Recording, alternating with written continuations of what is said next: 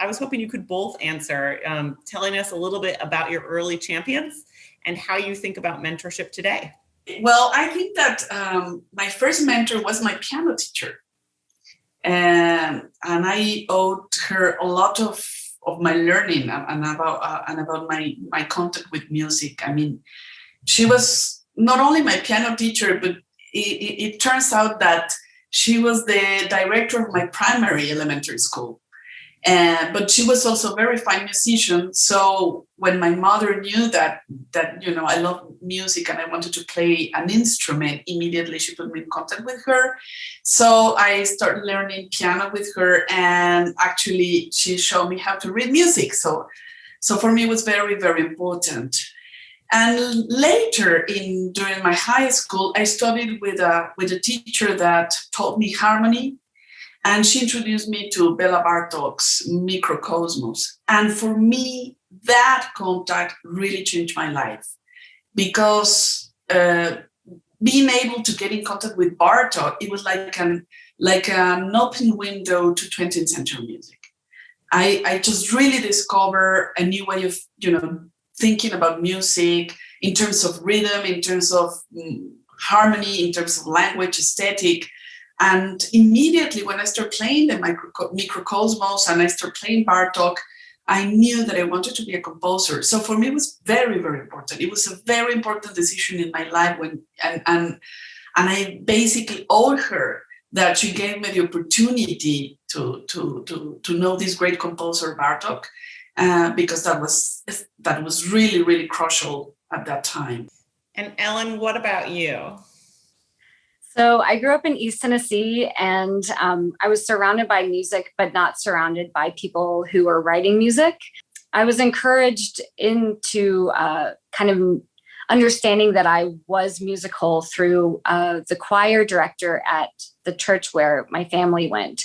And he would always give me challenges. He would give me challenges where I had to memorize things, or as a young person, put me in front of the choir and tell me to conduct and ask me what I heard. And, his kind of attention let me know that I was gifted in some ways in this area, but it wasn't something that I was considering pursuing as a career.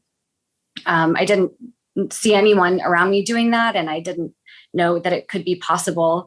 Then I went to undergrad at Columbia, and I was trying to be a musicologist. And so I was writing papers about music, and I was studying with the incredible trombone player and improviser and composer George Lewis. And he was advising me on my thesis. And I also was taking a class with him about using Max MSP and making these installations. And I built an installation, and he was like, Ellen, why are you writing papers? Because your papers aren't as good as your installation at all. Like, you need to think about that. And it was, that was a real turning point for me, and just an example of what one mentor who sees you can do, and I think that it's important to have mentors and people who kind of look like you, but also people who see you as an artist can be the best mentors. I think the most important part is that the person can see your potential and encourages you towards that potential.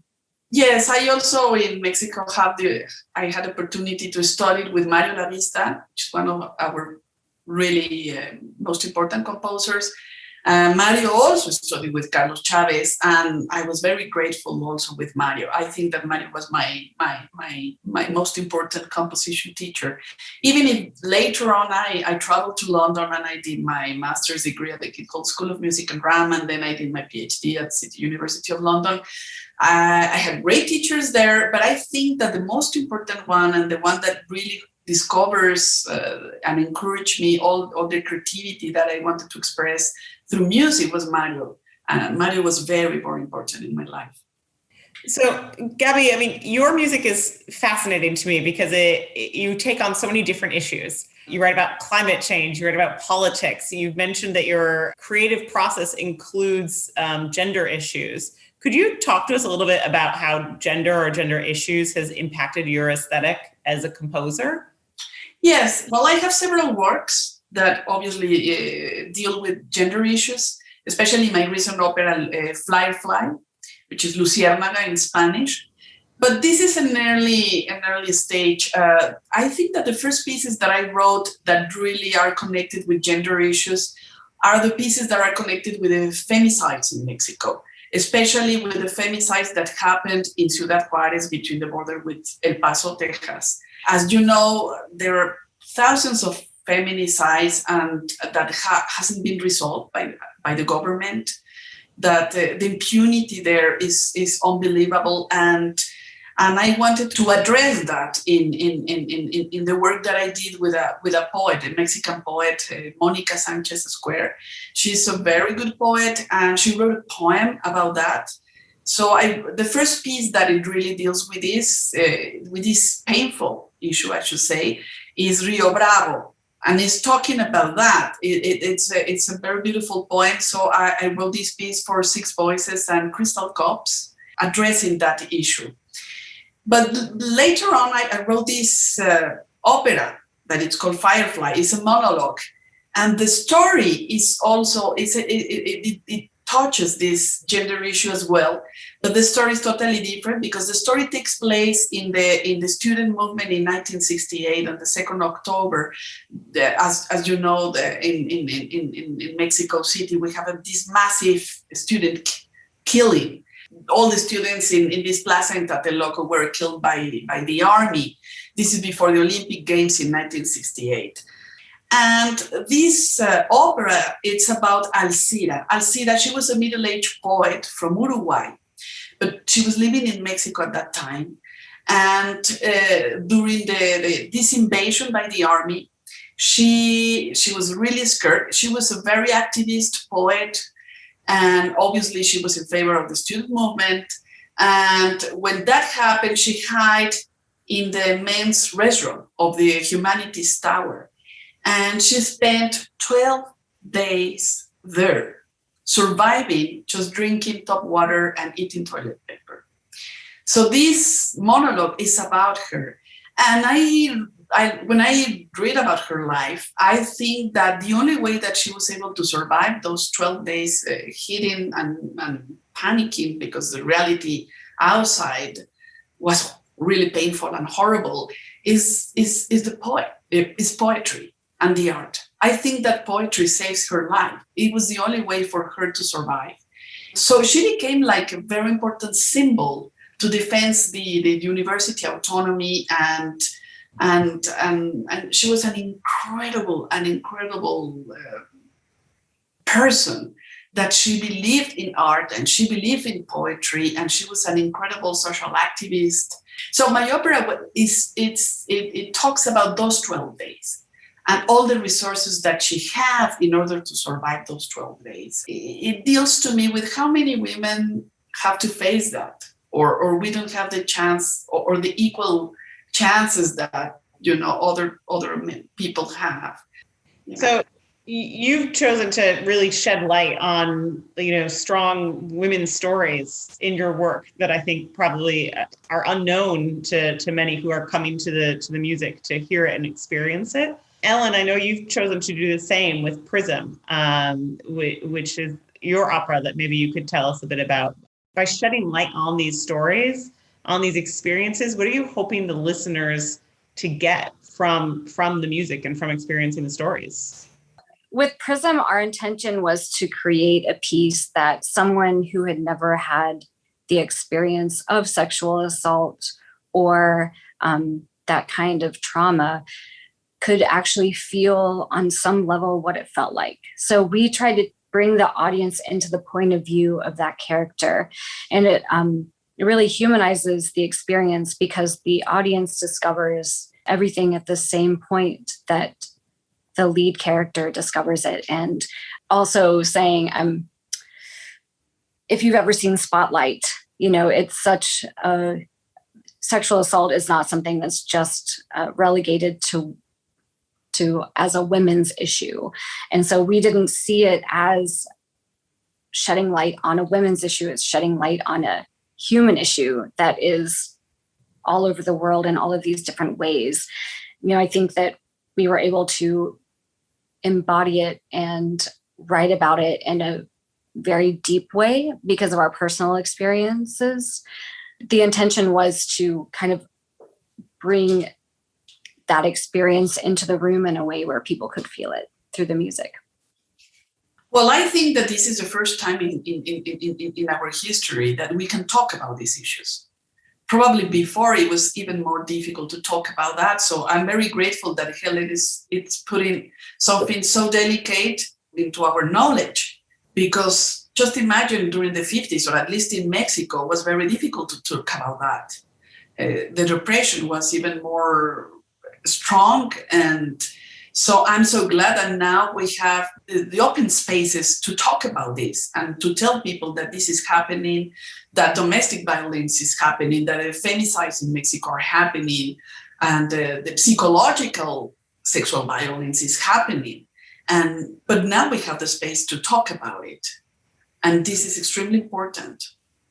I would agree. I mean, we started writing Prism before the Me Too movement, and the way that the audience heard the piece before, through the movement, and after was really interesting. And the blame that is put on the victim, like those things, the way that it shifted as society keeps moving forward.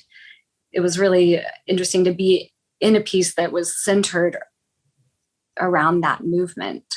I would also say that a lot of operas have rape in them, so there's nothing new about that. But that it feels like a climactic moment where what was interesting to us is actually the rest of your life that you have to live after something like that. And that was something that we haven't seen unpacked, or that we wanted to unpack through the work. So Gabi, you mentioned, the 50s, right, where it's such a different time. Obviously, neither of you were working during the 50s. During both of your careers, how have you seen things change in classical music, like for both women and non-binary voices? I think there's still a lot of work that needs to be done, but what do you guys think? Well, this is changing. As I said before, this is changing. I mean, just imagine, an issue like Helen's opera in the opera world. I mean, the opera world is one of the most traditional, or at least in Mexico, in my experience in Mexico, the most traditional side of music world is the opera. So, I mean, obviously this has changed. And especially the point of view of women talking about this issue is also different. It's different. I don't think it's the same if a man is approaching something like this. I mean, we need to hear the women's side of these kind of topics. And for me, this is extremely important. I think this is changing, but also we need to. That there is a lot of things to be done. I still believe that the music world, especially the concert music world, has been dominated by Europe and by the Western music. It's not only because I'm a woman composer, but it's also because I'm a Latin American composer. So it's even more difficult for me, because people really doesn't look what is happening in Latin America, or they don't look what is happening in other countries like Africa or Asia. I think that we need to change that. Totally. And it's not reflective of how we listen to music or how we're influenced by writing music.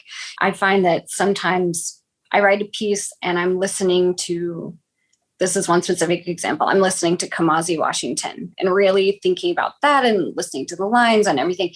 And then a reviewer reads it and says Wagner. And they're like, I heard Wagner in there. Everybody traces the influence to Europe, even if it's not accurate. And therefore, we're just confirming the presence of some of the names that are in the canon. Classical music definitely has a male exceptionalism problem. It also has a white exceptionalism problem. And I think there's a ton of work to be done. And it could help to honestly look at how people listen to music and how people are influenced by different musics, because that is a much more global picture than what's painted, at least when I was in school. So you both, I think, are already impacting change because you're both teachers. right? You both teach composition, and, you know, connecting with that next generation and sharing what you're learning is so powerful. Ellen, you in particular started the Luna Composition Lab, which is specifically for self-identified female, non-binary, and gender non-conforming composers.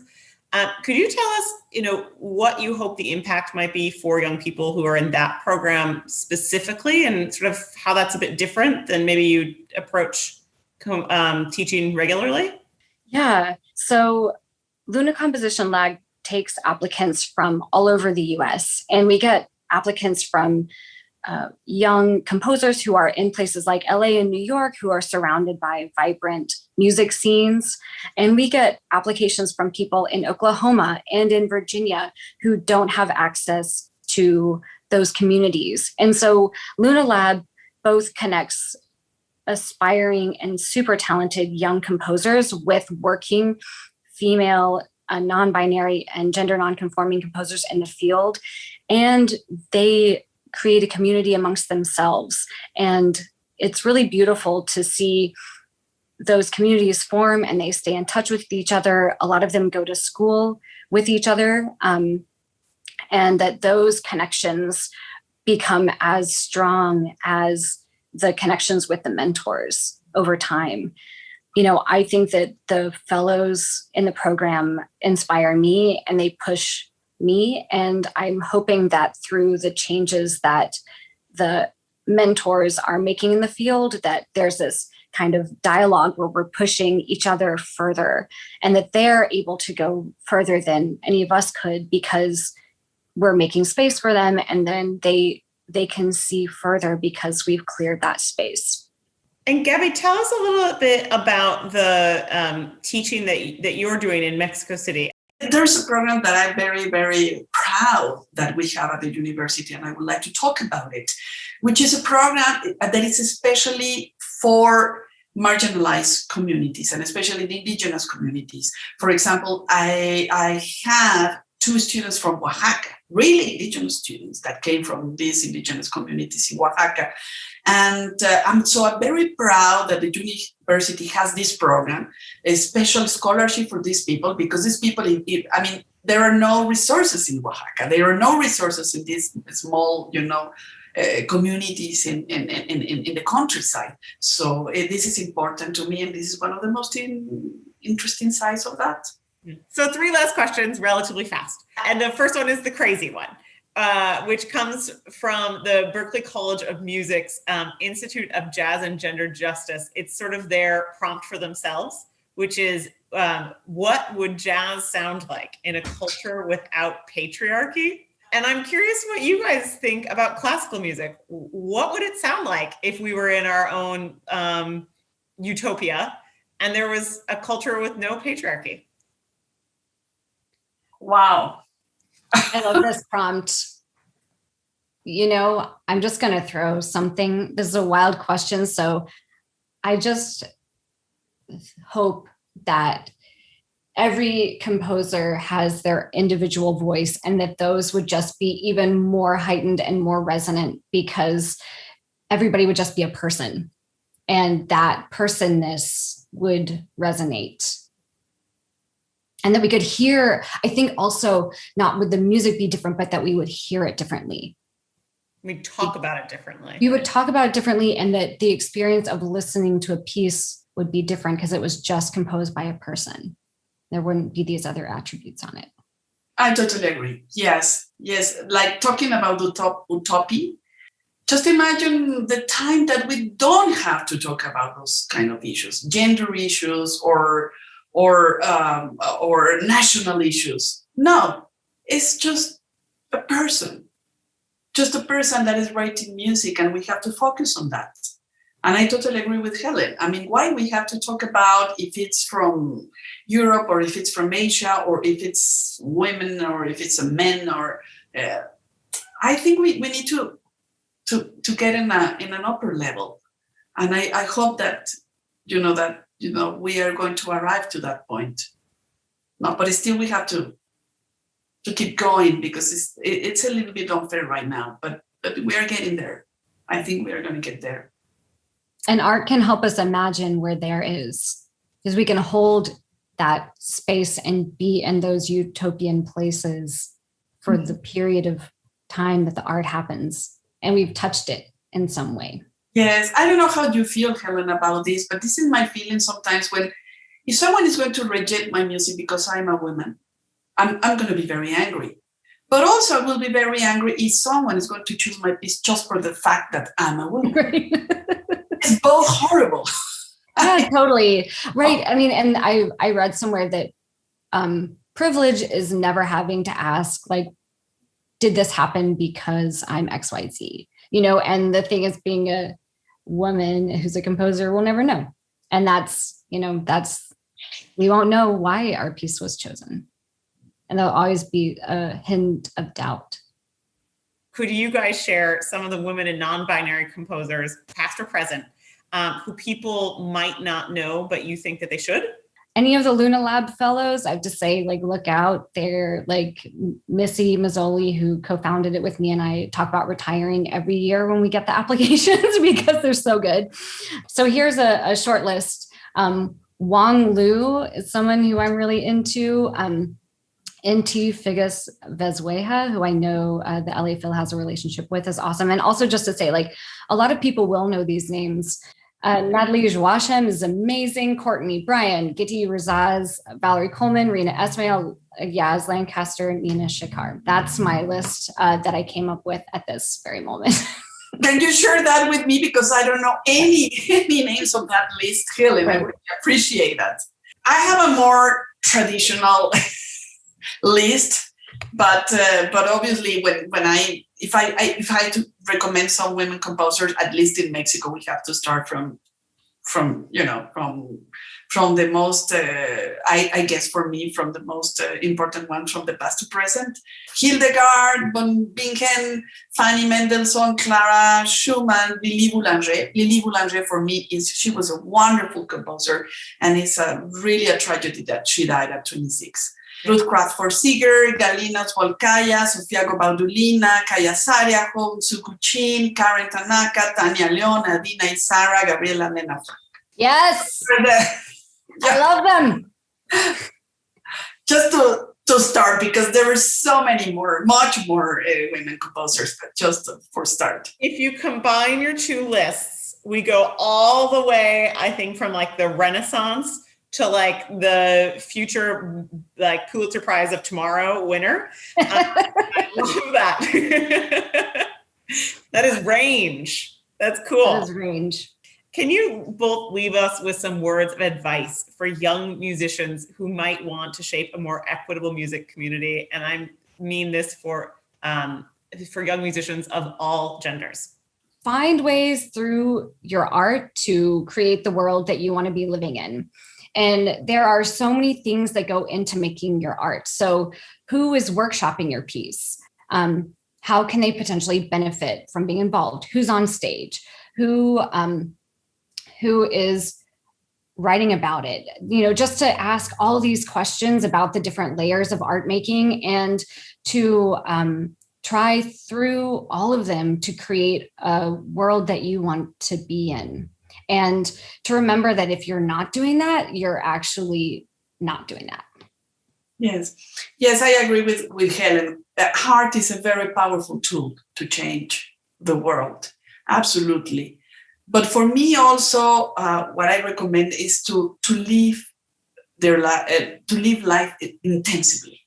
If you don't experience life, if you don't live your life, then you're going to have a lot of lack of things to say. I mean, life is going to feed our creativity. It's part of that. The human experience of living our lives intensively is going to give you many things to be able to express later on through your art. To experience life in all levels, I'm talking about politics, climate change, gender issues, but be aware of what is happening in our world, because then you will have something to communicate.